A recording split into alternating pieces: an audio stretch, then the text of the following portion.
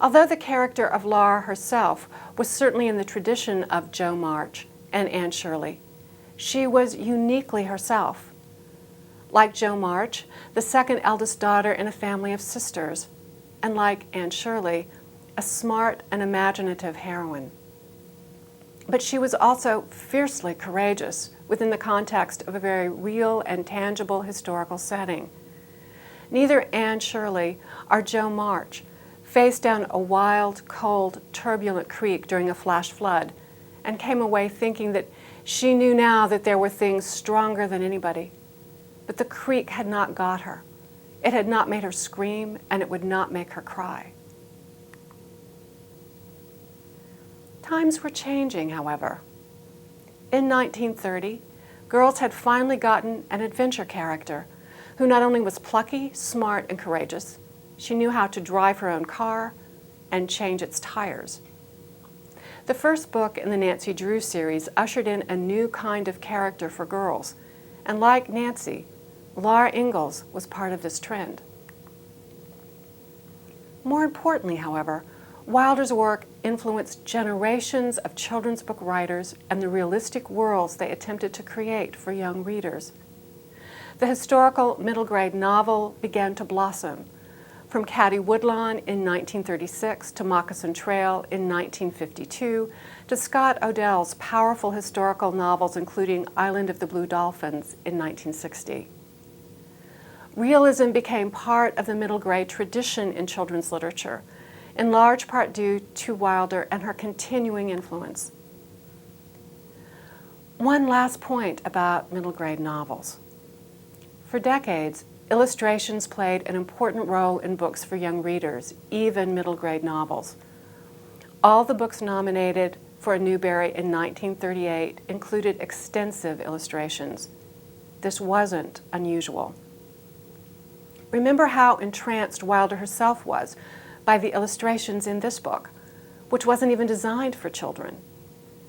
Illustrations illuminated the text and ideally brought key scenes in a novel to life for its young readers.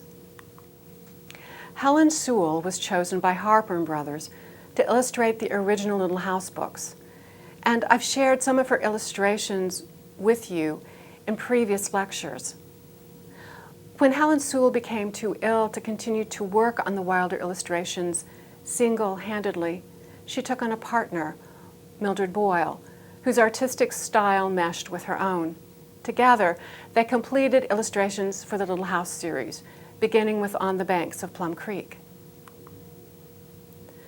I should point out that Wilder herself had nothing to do with Sewell's selection. Rarely do children's book writers, then or now, get to choose their illustrators. We do know that Wilder was pleased with this illustration from Little House in the Big Woods. It was based on a photograph taken of Charles and Caroline Ingalls shortly after their marriage.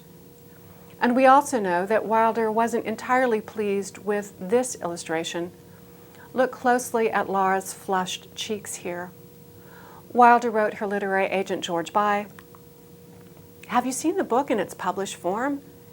It is quite striking, especially Laura's cheeks, for which Miss Ursula Nordstrom of Harper & Brothers apologized and promised correction in the next printing." In subsequent editions, Laura's cheeks weren't quite so rosy.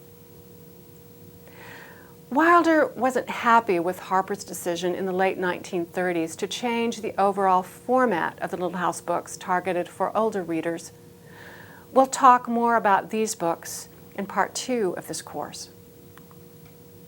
But in the meantime, Wilder believed that all the Little House books should have a single, cohesive design. As she pointed out, the Little House books are one story, and some booksellers have intended selling them in sets when the story is completed. Her argument fell on deaf ears until the early 1950s, when Harper & Brothers decided to reissue the Little House books in a new set, illustrated by Garth Williams.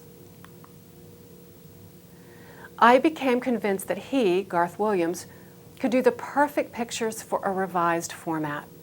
He is British and certainly has no roots in any part of the Wilder country. But as we know, thought kin is closer sometimes than blood kin, And Garth certainly had all the emotional equipment as well as the technical to illustrate these wonderful family books, Ursula Nordstrom explained. Garth Williams followed the Ingalls family's trail through Wisconsin, Kansas, Minnesota, and South Dakota, making sketches and taking photographs along the way. He even made a special visit to Rocky Ridge Farm where he met Wilder and her husband, El Manzo. Of course, Garth Williams' illustrations now seem intrinsically part of the Little House reading experience. Rarely did Sewell and Williams, however, choose to illustrate the same subject. Sewell, for example, drew only one illustration of the American Indians in Little House on the Prairie. Williams, on the other hand, drew several. But here's one scene they both chose to illustrate: Grandpa and his brothers sliding down the hill with the pig from Little House in the Big Woods. As you can see, the styles are very different. As Ursula Nordstrom noted, Miss Sewell was, during the 30s, one of the country's most distinguished illustrators. However, her style was extremely decorative and stylized, and as Mrs. Wilder wrote more books, the Sewell pictures seemed to me less and less suited for the forthright, realistic frontier stories.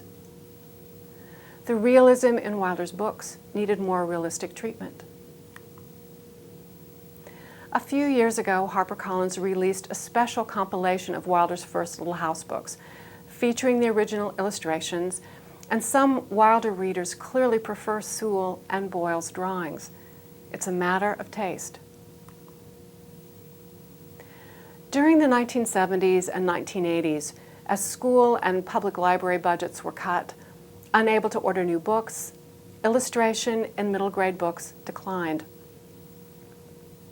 When Arthur Levine Books issued its American version of the Harry Potter series, featuring those memorable illustrations at the beginning of every chapter, readers and critics alike welcomed the return of illustration to middle grade novels. And yet, these illustrations are very spare compared to what you'll find in middle grade books published well into the early 1970s. But there is a new revival in illustration for children's middle grade fiction, and it's coming through a slightly evolved and different genre, the graphic novel. This book went on to win a Caldecott Medal in 2008, becoming the first graphic novel to do so. The book also became the basis for the Academy Award-nominated film, Hugo. But it's taken a new genre in children's books to revive illustration in middle grade novels. One final point about middle grade novels and Laura Ingalls Wilder's work. Wilder shared an editor with E.B. White, author of Charlotte's Web, and that editor was Ursula Nordstrom. Of course, Charlotte's Web is considered perhaps the classic example of a middle grade novel.